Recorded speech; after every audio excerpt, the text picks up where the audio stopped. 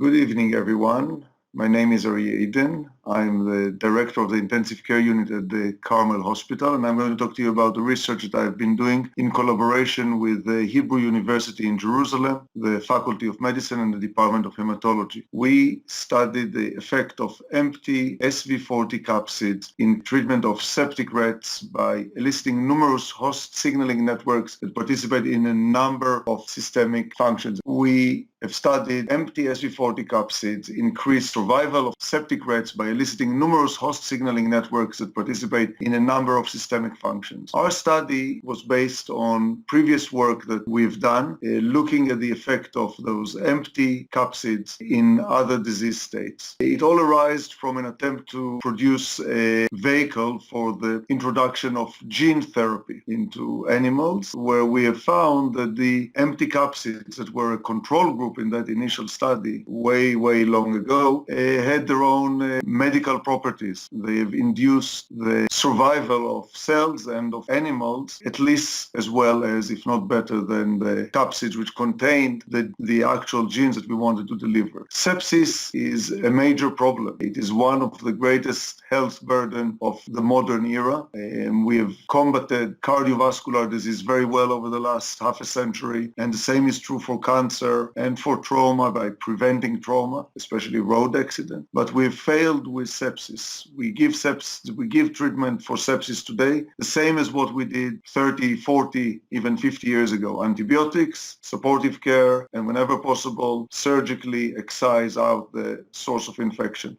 Researchers have looked over the last 4 decades into numerous ways to treat sepsis on a different level, that is to control and modify the immune response of the septic patient, but without success. Have been numerous studies, literally I think over 100 studies in humans on different ways to modify the immune response. None of them have came out with a drug that can be used in septic patients today in the current world of medicine. The empty capsid of the SV40, we administered the empty capsid of the SV40 to animals who were going to have sepsis later as a prophylactic treatment, and have shown, and that's the main finding of the study, that by pre-administering the empty capsids, we've modified somehow the immune response of the animals, and animals did not develop sepsis but recovered. On day 1, 24 hours after the induction of sepsis, animals that were septic, that were treated with SV40 nanocapsids, and those that were not treated with the nanocapsids were very similar. They were very ill. However, those that were treated with the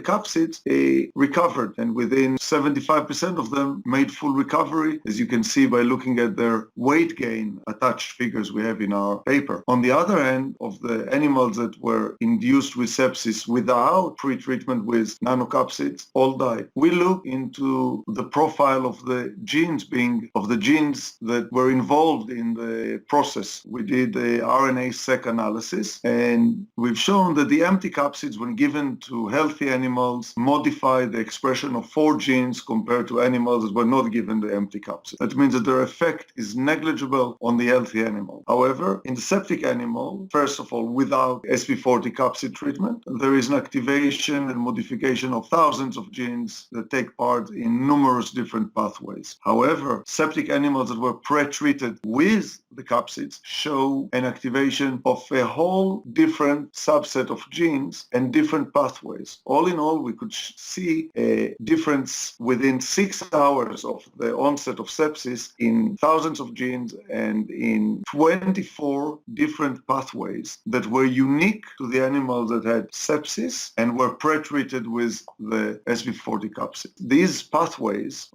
by looking at published data, appear to be related to host defense mechanisms, to hemostasis mechanisms, and to recovery and growth mechanisms, which we think play a role in the response of the animals to the septic event. Strikingly, these pathways, when we studied them again 24 hours later, were completely modified. And 24 hours after the onset of sepsis, the pathways that were shown in the animals that were pre-treated with the capsids were different to those shown at 6 hours after the onset of sepsis. I think that this shows that the capsid modify the response of the cell, of the animal cell, of the animal, in a different way during the course of disease. We've also shown, but we have not got the full results on that yet, that in other diseases, the response is different. The genetic response, the response of the cell to the disease in the presence of capsids is different than what we've seen in septic animals. And the question is, what do we see, or why does it happen? We think that, and here I have to go back to my clinical background as a physician who treats patients with sepsis, which is what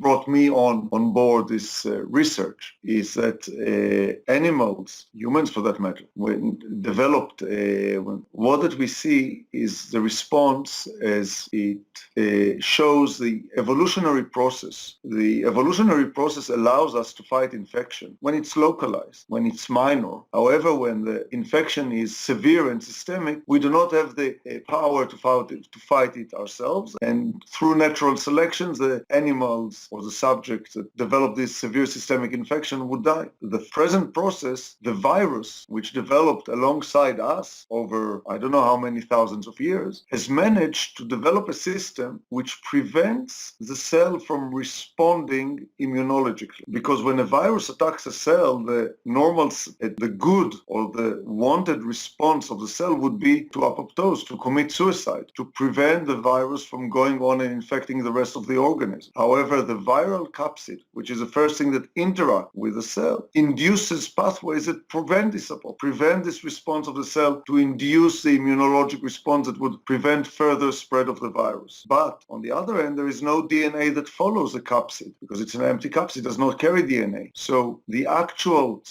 virus does not propagate. Basically, the cell gets a homeostatic effect of the viral capsid without the lethal effect of the viral DNA later on. And in that way, we stipulate that this leads to the ability of the animal to withstand a very aggressive insult, that is a severe sepsis, that would otherwise lead to demise of the animal. Our next steps, which we are in the process of trying to achieve now, are to show that this effect is maintained when the drug is administered after the onset of sepsis. That is technically more challenging, but that step will show us that we can treat sepsis using the nanocapsids. And that is where we hope to get to in the near future. The other aspect, of course, is to carry on studying the mechanism of action and the interaction between the viral capsid on the one hand and the cellular host on the other, and to see how the local effect on the cellular level creates a homeostatic response that leads to recovery of the septic animal. And I thank Oncotarget very much for accepting this publication. I think that it's a challenge that the challenge of